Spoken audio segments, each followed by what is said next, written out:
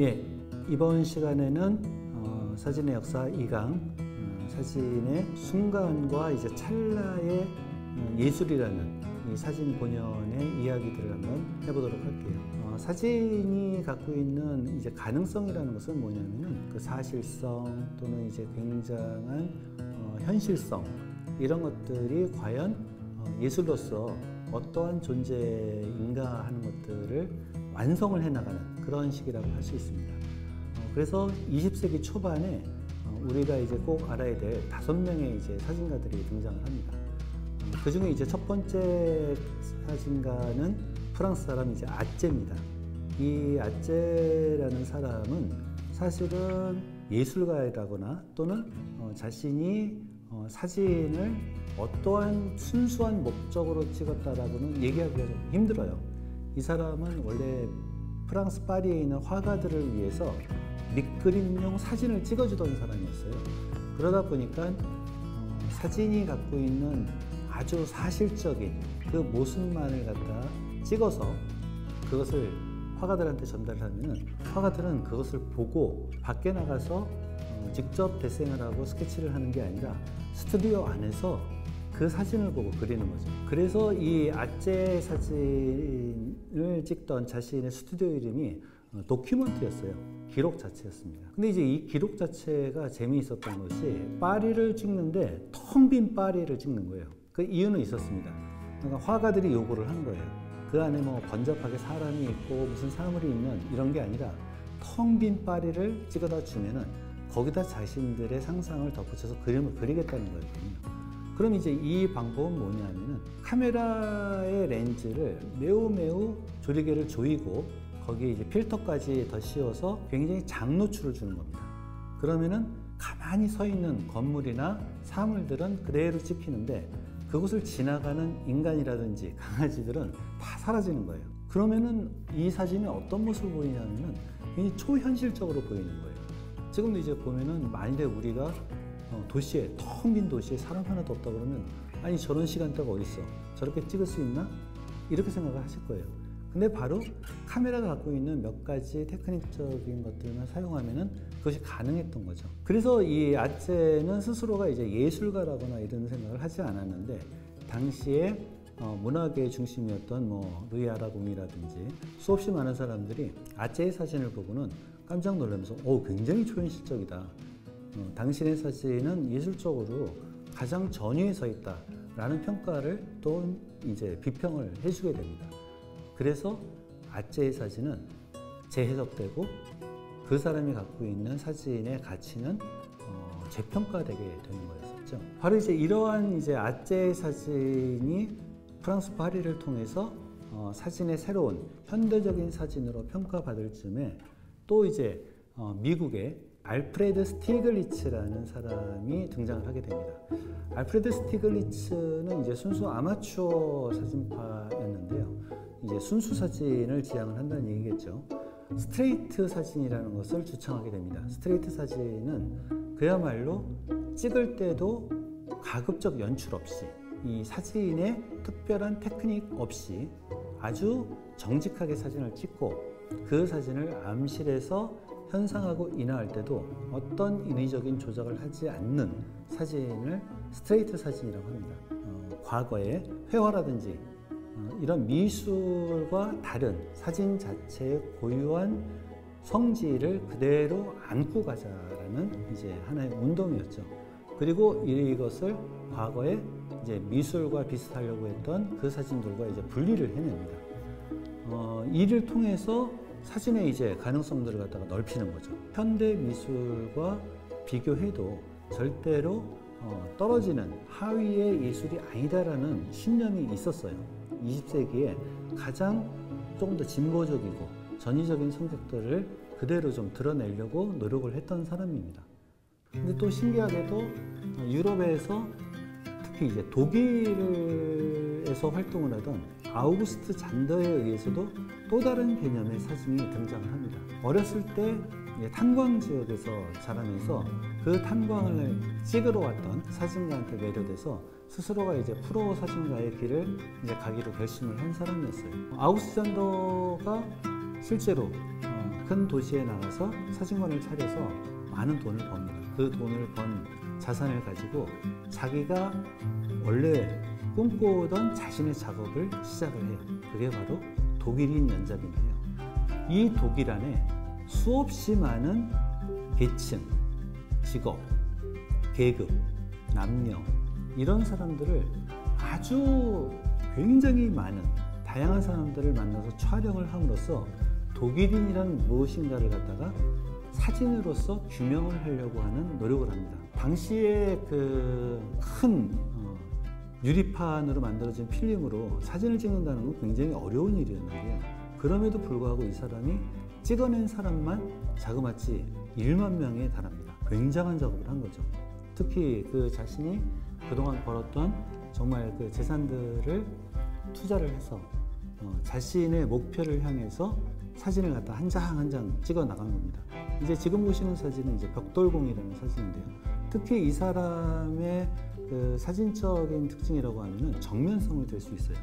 특히 이제 인물들이 대부분 카메라를 바라보고 있고 그 사람의 직업적인 성격 또는 계급적인 성격 이런 것들을 갖다가 잘 드러냅니다. 근데 이 사진들이 갖고 있는 위험성이 있었어요. 1930년대부터 등장하기 시작한 히틀러의 나치즘이었습니다. 근데 나치들이 갖고 있었던 세계관은 독일인은 게르만의 순수한 혈통은 아리안이라는 역사적인 상상의 민족으로부터 이제 끌어내고 있었어요. 그러다 보니까 이제 그들이 상상하고 있는 독일인은 눈이 파랗고 피부가 하얗고 머리는 금발이었었던 거예요. 근데 실제로 아우스트잔더가 찍어낸 독일인에는 그런 사람들이 별로 없었던 거예요. 수없이 많은 사람들을 봐도 독일인의 전형이라는 것은 바로 나치의 상상이었던 거죠. 그러다 보니까 굉장히 이제 불온한 사진가로 평가가 됩니다. 나치의 이제 후반기에는 아우구스트 잔더의 원판 필름들이 압수되고 파기가 돼요. 그 당시에 사라진 원본들만 해도 5,000매가 넘습니다. 근데 이제 다행히도 수없이 많은 이제 예술 애호가들과 큐레이터들 이런 사람들에 의해서 원판들이 빼돌려지게 돼요. 그래서 전후에 다시 수습된 것들이 한 5,000장 정도 남게 되는 겁니다. 바로 이 사람이 수없이 많은 사람들을 찍어낸 것들이 어떠한 가치가 있느냐 하는 것들인데요. 현대 미술에서 얘기하는 유형학적 미술이에요. 하나의 그 이미지에 매달리지 않고 이것을 거대한 아카이브를 구축을 하는 겁니다.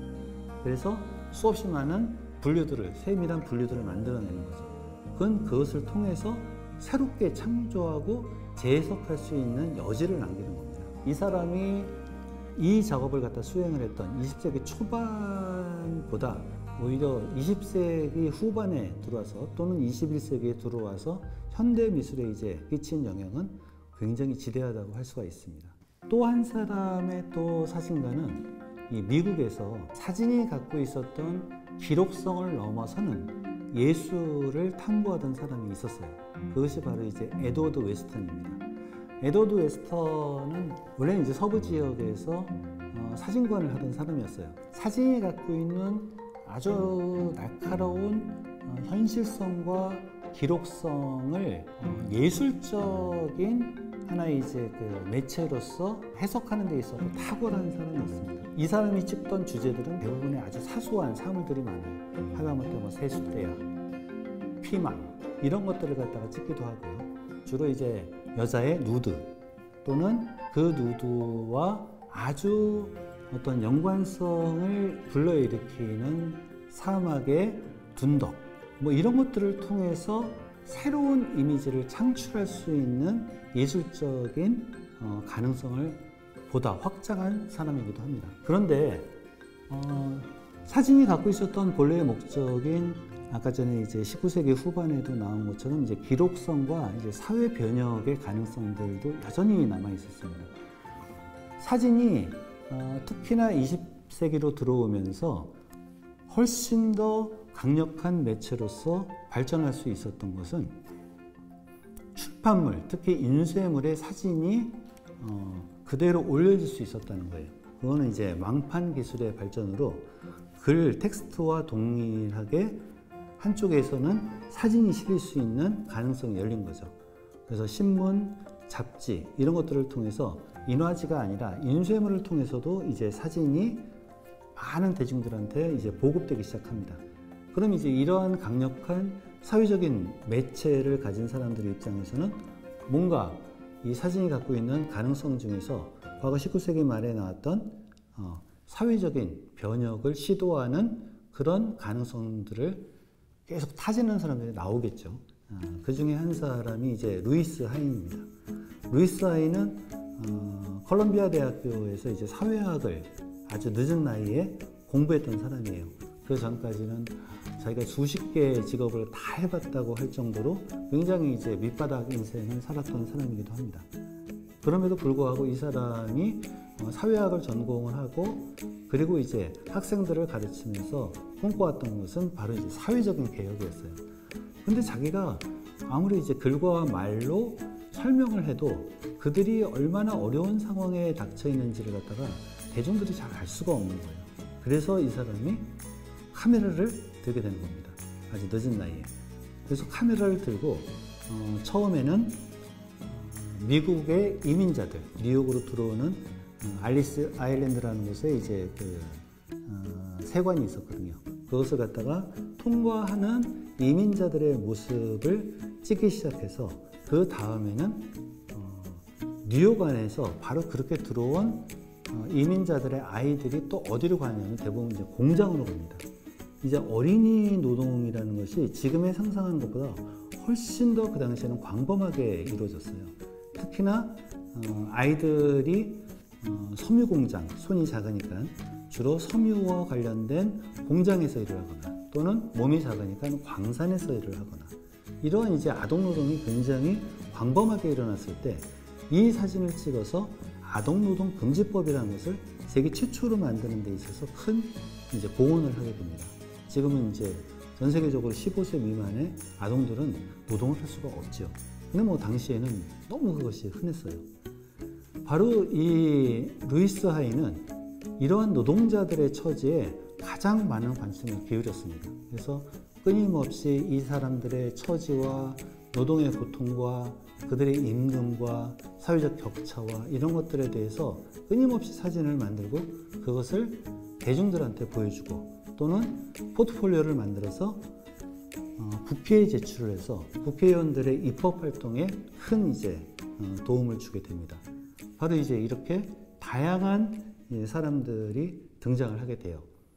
어느 누구는 사진이란 인위적인 조작 없이 그대로 내보여야 된다는 이제 스트레이트한 사진에 대한 운동을 주창을 하기도 하고 또 어떤 사람은 사진이야말로 가장 평범한 것에서 예술적인 느낌을 독자들이 받을 수 있도록 만들어내는 그런 창조적인 작업을 하는 매체라고 생각을 하기도 하고 또 이렇게 또 어떤 사람은 사회적인 변혁과 개혁을 위해서 이바지할 수 있는 것이 바로 사진이다라고 생각하기도 합니다. 사실 요 20세기 근 한 20년, 30년 요 안에 이 사람들이 대부분 취현을 해서 과거 19세기 사진과는 전혀 다른 새로운 사진들을 선보이게 되는 거죠. 이제 앞에서 소개시켜 드렸던 이제 5명의 이제 사진가들의 후배들이 이제 등장을 하게 됩니다. 이 후배들은 당연히 이제 그 앞선 이제 선배들의 사상과 그리고 사진의 어떤 기능적 테크닉 이런 것들을 모두 다 이어받고 자신들만의 이제 새로운 세계관들을 이제 열어나가기 시작합니다. 특히 이제 그 앞에 가장 돋보이는 사람이 폴 스트랜드입니다. 폴 스트랜드는 아주 젊어서부터 이제 사진을 하면서 그를 발탁을 했던 알프레드 스티글리츠에 의해서 천재라고까지 이제 소개될 정도로 아주 탁월한 인물이었습니다.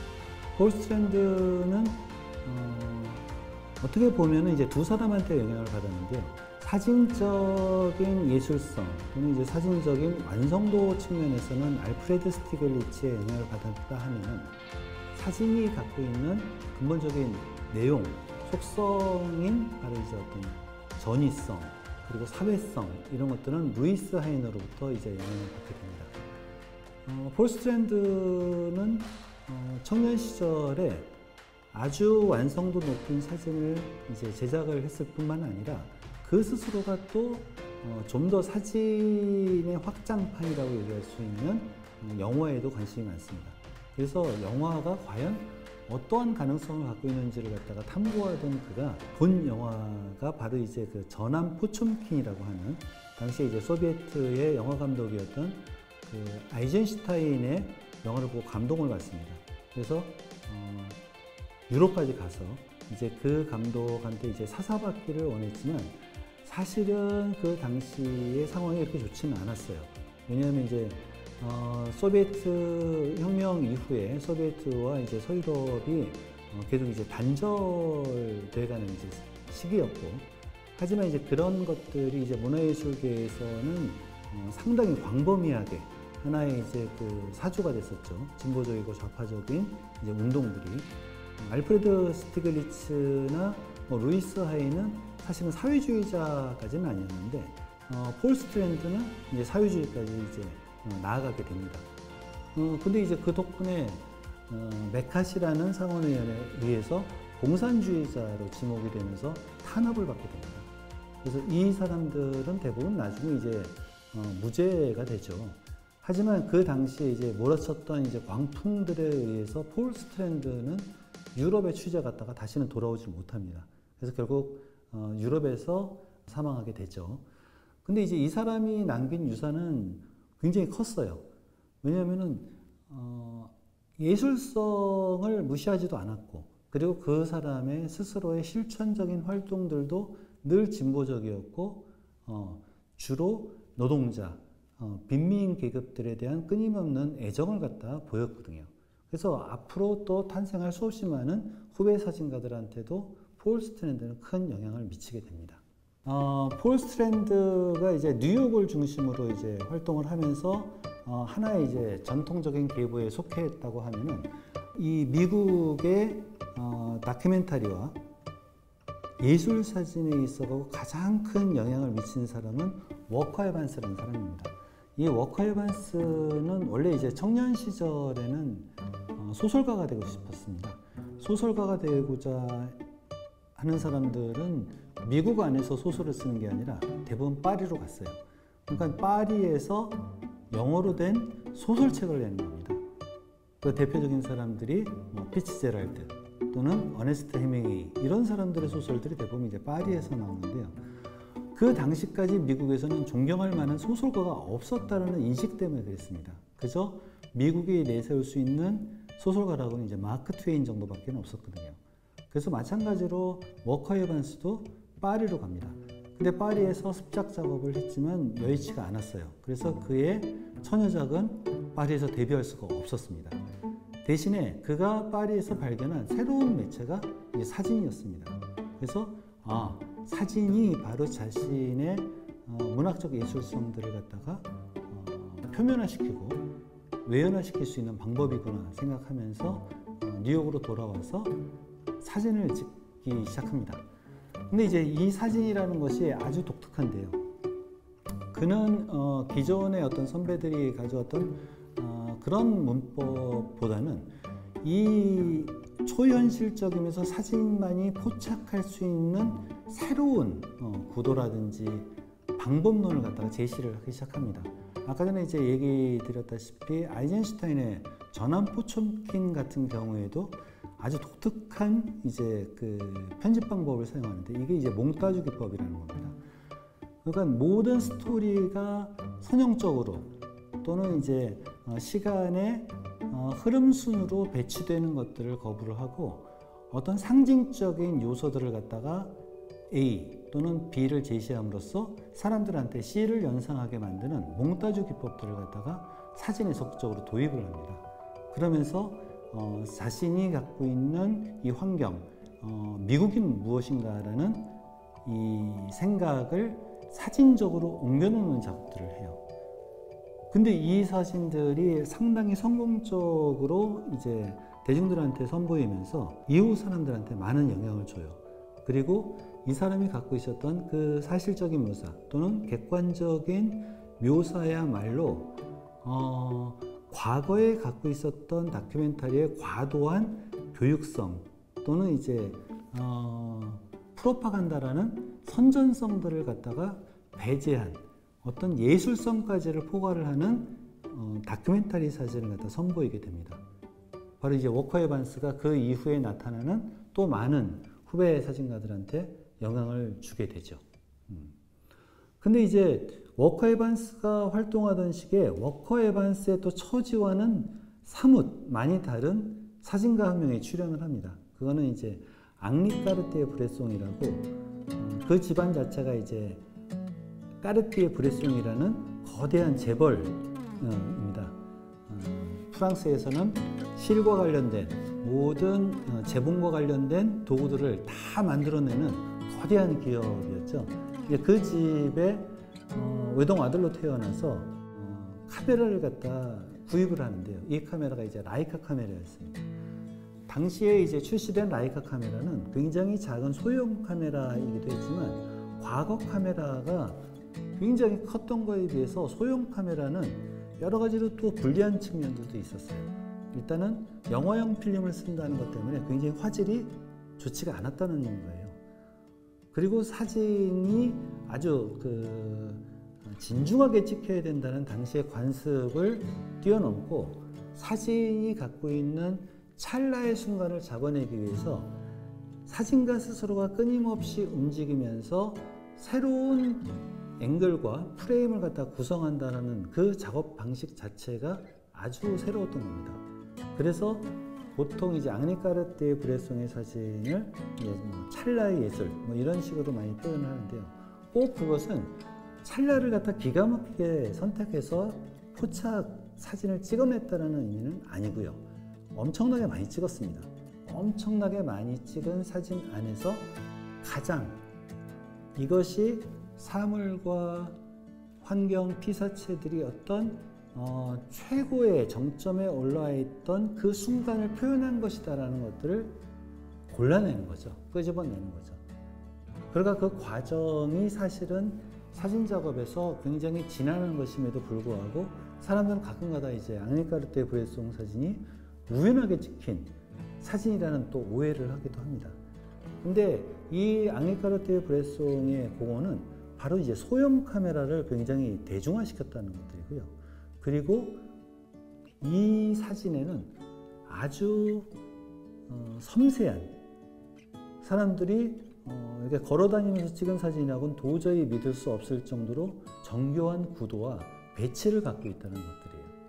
그래서 지금 보시는 조지 6세의 대관식 장면도 마찬가지로 청년 시절의 브레송이 오히려 대관식을 안 찍고 그 대관식을 바라보는 사람들 중에서 저렇게 바닥에 누워서 보나마나 이제 밤을 샜겠죠. 그 대관식을 구경하려고. 저기서 자는 사람을 저렇게 이제 촬영을 한 겁니다. 바로 브레송이 갖고 있는 천재적인 측면들은 뭐냐면은 대부분의 카메라들이 어느 한 피사체라든지 환경을 갖다가 주목하고 있을 때 그 자신은 전혀 엉뚱한 방향을 주목하고 있다는 측면 때문에 그렇습니다. 아주 사유가 깊어요. 청년 때부터. 그래서 남들이 보지 못하는 장면들을 잡아내는 데 있어서는 아주 탁월했습니다. 근데 더욱더 훌륭한 것은 그가 끊임없이 포토 저널리스트로서 잡지라든지 신문을 위해서 사진을 찍었지만 그 사진의 퀄리티라든지 그리고 그 사진의 예술성이 상당히 높아서 이 사람은 양쪽 모두에서 높게 평가받을 수 있었던 겁니다. 이 사람이 그래서 청년 시절에 만났던 동료들이 몇 명 있어요. 데이비드 세이무어 또는 로버트 카파 이런 사람들과 같이 신문이라든지 잡지의 거대한 언론 자본에 속하지 않고 우리 스스로의 사진적인 목소리를 내자라고 하면서 단체를 하나 만듭니다. 그 단체는 자본에 의해서 만들어지는 게 아니라 각자 돈을 각출하는 조합의 형태였는데요. 그 이름이 바로 이제 매그넘입니다. 이 매그넘 포토스가 지금도 존재를 하고 앙리 카르티에-브레송과 이런 로버트 카파 같은 초기 창립 멤버 이후에 수없이 많은 세계적인 사진가를 배출하는 아주 유력한 집단으로 성장하는 계기가 되기도 했죠. 앙리 카르티에-브레송 이후에 수없이 많은 사진가들은 딜레마에 빠집니다. 너무 소형 카메라를 가지고 당대에 발전하는 사진 기술에 거의 정점을 보여줬기 때문에 도대체 이 사람을 뛰어넘는 방법은 무엇일까를 고민을 할 수밖에 없었어요. 근데 역시나 역사는 앞에 있는 선각자들을 또 딛고 새로운 또 이미지를 만들어내는 데 있어 갖고는 멈추지 않았다는 점이죠. 로버트 플랭크라는 청년이 있었습니다. 근데 이 청년은 스위스 출신인데 스위스 전후에 상당히 어려웠겠죠. 근데 이제 사진의 뜻을 품고 고등학교를 졸업하고 나서 사진가의 이제 도제로 사진을 시작을 합니다. 근데 이 당시에 이제 유럽에서 이제 명성을 떨치던 앙리 카르티에-브레송이 있었죠. 앙리 카르티에-브레송의 사진은 거의 절정이었기 때문에 그 20세기 전반의 모든 사진에 있어갖고 그가 성취한 사진의 완성도는 정말 타의 추종을 불허했습니다. 당연히 로버트 프랭크도 그의 이제 사진을 보고 열심히 따라했습니다. 그의 이제 초창기 사진을 보면은 정말 로버트 프랭크의 사진에는 앙리 카르티에-브레송의 풍이 아주 많이 배어 있어요. 그래서 이제 이런 사진을 습득을 하고 기술을 연마를 했던 유럽 이제 스위스의 청년은 조금 더 이제 큰 세상으로 가기 위해서 뉴욕으로 이주를 합니다. 그래서 초창기에 아주 빠르게 뉴욕에서 발행되던 세계적인 이제 패션지였던 하퍼스 바자라든지 보그에 사진을 게재를 합니다. 굉장히 이제 그 성취가 빨랐던 이제 청년이었죠. 근데 이제 이걸 몇 년 하다 보니까 로버트 프랭크가 의외로 이게 자신의 길이 아니다라는 것들을 깨닫습니다. 그러니까 자신의 사진은 조금 더 깊고, 그러니까 예술적 성취와 자신이 생각하고 이야기하고자 하는 바를 담은 이제 그런 사진을 원했던 거예요. 그래서 로버트 프랭크는 이제 큰 결심을 합니다. 내가 미국을 보여주겠다. 그런 이제 기획서를 씁니다. 그래서 이 기획서를 들고 당시에 이제 그 가장 큰 미술 재단이라 할 수 있는 이제 구겐하임에 가서 지원금을 신청을 해요. 근데 이게 그 어찌된 일인지 구겐하임에서 굉장히 큰 지원금을 줍니다. 그래서 이것을 받아서 미국을 횡단하기 시작합니다.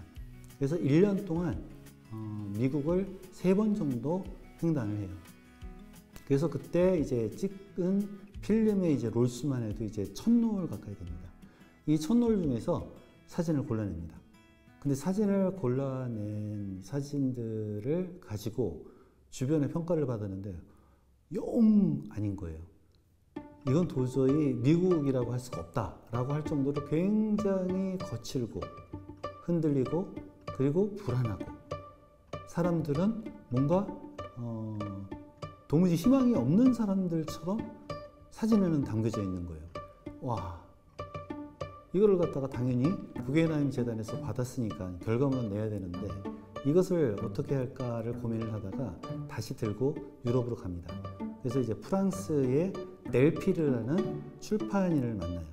그래서 그곳에서 사진책을 내는데 이 책의 이름이 이제 디 아메리칸스라는 책입니다. 그래서 그 성공을 발판으로 다시 미국으로 와서 사진집을 내요. 드디어 이제 자신이 구겐하임 재단의 그 지원을 받고 수년 동안 이제 고민을 했던 작업 결과물들을 묶어서 낸 거죠. 완전히 이제 그 평가는 양분이 됐어요. 한쪽에서는 굉장한 비난을 했고 한쪽에서는 드디어 새로운 사진이 탄생을 했다는 평가를 듣습니다. 사실은 이제 로버트 프랭크의 이제 과거 사진은 앙리 카르티에-브레송과 비슷했을지는 몰라도 그가 사실은 추구했던 사진의 방향은 전혀 달랐어요. 그러니까 모든 사진에 있어갖고 순간에 있어갖고 절정이라는 것은 없다라는 거예요. 그러니까 모든 절정을 만들어내는 그 일상만 존재한다는 거죠. 그러니까 일상 안에서 이 사람들은 아무것도 아닌 것 같은 이 장면들을 갖다 찍어내요. 그리고 그것이 아주 섬세하게 어떤 질서를 가지고 만들어진 프레임도 아니었어요. 그럼에도 불구하고 이 사람의 사진 철학이 무엇이냐면은 세상에 객관적인 것은 없다는 거예요. 모든 사진들은 사실은 사진가의 눈 그리고 뇌에 의해서 주관적으로 해석된다는 거죠. 그래서 이 사람의 다큐멘터리는 전에 생각하던 객관적이라는 의미를 갖다가 사실은 버립니다. 그리고 모든 사물들을 주관적으로 보는, 하지만 주관적인 다큐멘터리, 기록이라는 의미에서 새로운 형식의 사진을 만들게 되는 거죠. 그러니까 앙리 까르띠에 브레송이 이미 20세기 초반에 완성한 듯한 다큐멘터리 사진이 한 번 더 도약을 합니다. 사회에 있어 갖고 우리가 객관적이라면서 드러내 보이는 것들에 대해서 회의감을 갖는 회의주의자들의 사진들은 계속적으로 나타나게 돼요. 그것이 바로 이제 로버트 프랭크의 영향력이었는데요. 이 영향력 하에서 가장 논쟁적인 현대사진의 아이콘 같은 인물이 나타나게 됩니다. 그가 바로 이제 여성사진가 이제 다이안 아버스입니다. 다이안 아버스는 굉장히 이제 어렸을 때는 좋은 집안에서 태어난 숙녀였어요. 뉴욕에 백화점을 운영을 하던 이제 유태인 집안의 딸이었고, 그리고 어려서부터 고급한 교육을 받고 자랐습니다. 근데 일찍 당시에 이제 숙녀들이 대부분 그랬으니까 20살 언저리에 이제 결혼을 친구와 해서 그 친구랑 같이 사진관을 엽니다. 주로 이제 인물 사진을 찍는 사진관이었는데, 이 사진관의 이제 대부분의 이제 매출은 자신의 아버지가 운영하던 백화점의 모피였어요. 그러니까 패션과 관련된 상업적인 일을 주로 받아서 부부가 돈을 벌었던 거죠, 사진도. 그나마 이 부부 사이가 안 좋아서 그랬을까요? 근데 남편이 이제 바람을 피는 바람에 일찌감치 또 이혼을 해버려요. 근데 이혼을 하면서 이 다이안 아버스가 스스로의 정체성, 그러니까 자기가 앞으로 무엇을 해야 될 것인가에 대한 고민을 합니다. 근데 여태까지 사진은 찍어왔지만 그것이 대부분 의뢰를 받은 상업사진이었기 때문에 그다가 그 만족감이 크진 않았어요. 그래서 오스트리아에서 건너온 이민자였던 여성사진가 리제트 모델이라는 사람이 있었어요. 근데 바로 이 리제트 모델한테 사진을 사사받게 됩니다. 그래서 이 사람한테, 리제트 모델한테 사진을 공부하고 나서는 자신만의 사진을 찾기 위해서 이제 밤마다 카메라를 들고 이제 떠돌기 시작합니다. 근데 재미있는 거는 다이안 아버스는 일상적이고 평범한 또 대상에는 관심이 없었어요.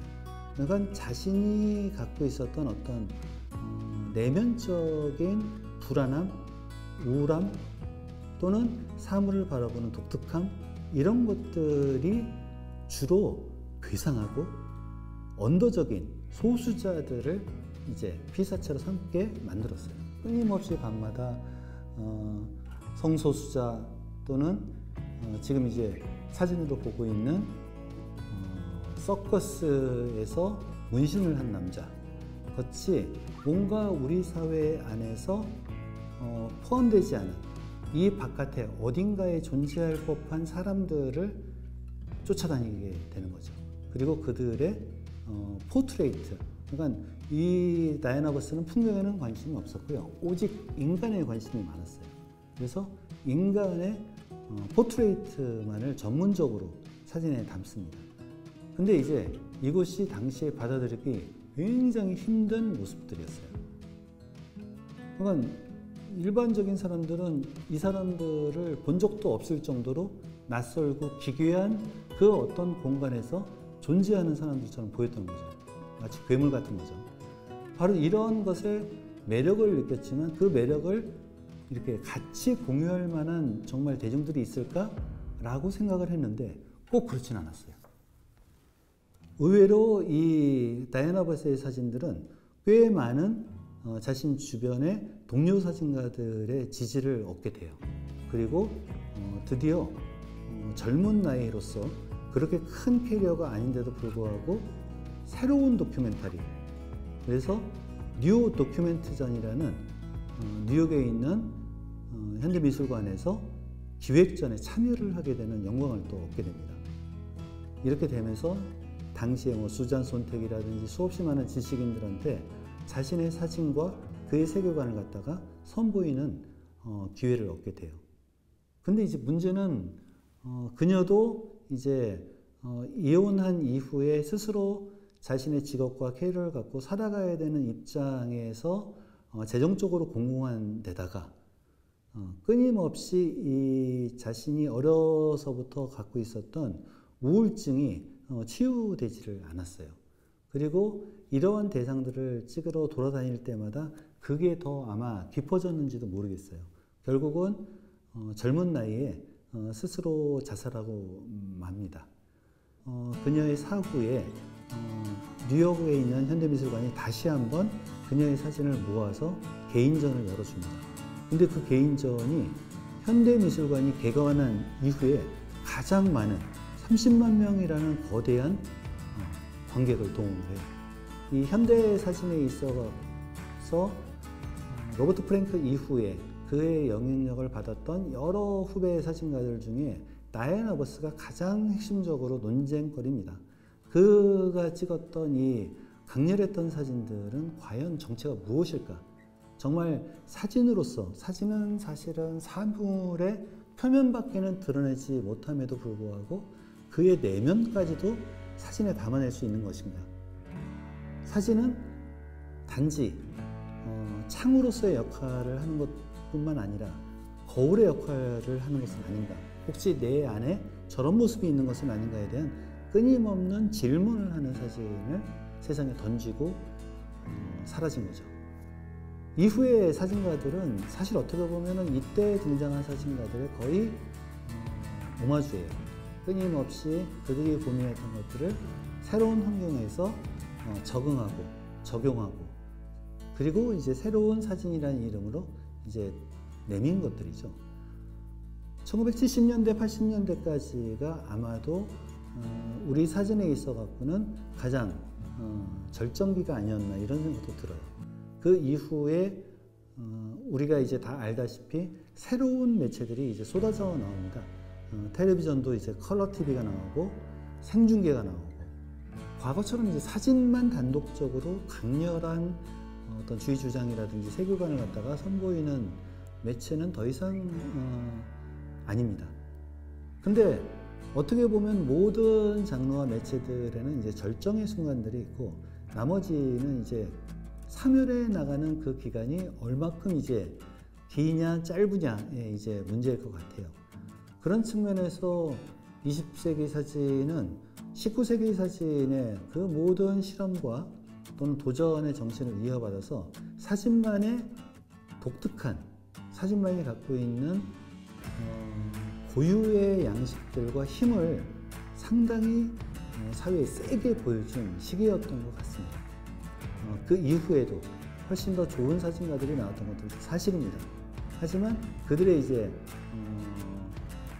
시험 또는 그것이 갖고 있는 하나의 도전성들 같은 경우에는 사실은 아마 70년대, 80년대 사진이 가장 정점으로서 사진이 갖고 있던 힘을 보여주던 그런 시대가 아니었나, 그런 생각이 좀 들어요.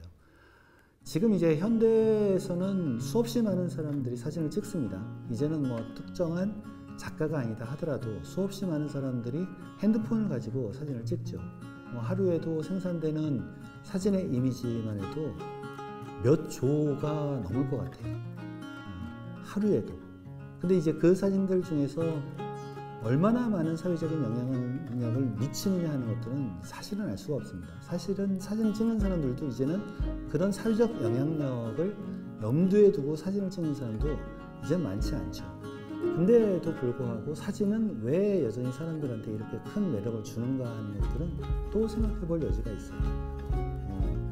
동영상이 그렇게 흔하게 찍히고 정말 많이 만들어짐에도 불구하고 시간을 정지시켜 놓은 듯한 이 사진의 고유한 미학은 사람들한테 뭔가 자신을 반추하게 하고 그것을 들여다봄으로써 그 시간만큼 고민하게 할 수 있는 어떤 힘이 있는 것 같습니다. 우리는 무엇을 찍고 있는지, 내가 왜 찍고 있는지, 이것이 이야기하고 있는 것은 무엇인지를 이 사진의 역사라는 사진 두 편의 짧은 강의를 통해서 다시 한번 고민하고 또는 반추하고 우리가 셔터를 누르기 전에 한번 고민을 해봐야 되지 않을까 이런 생각을 하게 됩니다. 감사합니다.